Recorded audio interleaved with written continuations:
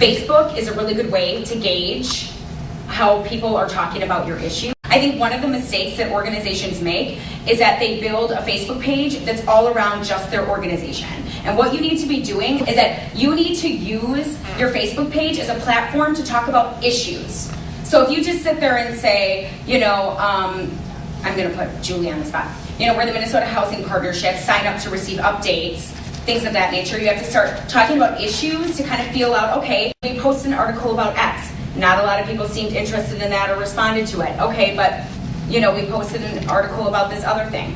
People seem far more interested in that. Another piece too, kind of related to that, is how many of you guys have heard of iGoogle before? What?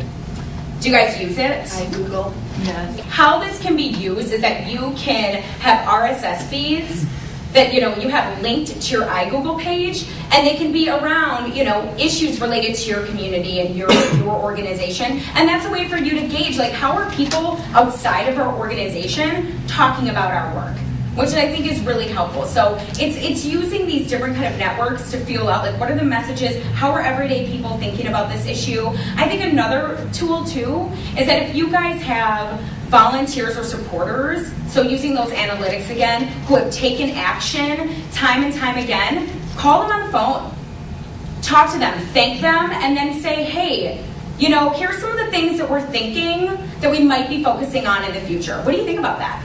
I think oftentimes we think of our volunteers as people that we call upon when we need stuff.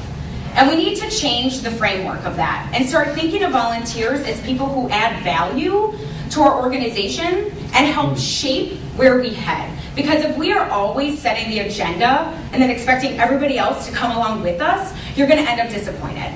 You have to find ways to make the relationship a two-way street as opposed to just talking at them. So those are some ways to kind of begin to feel out, what people care about and, what might be impacting them, in their daily lives.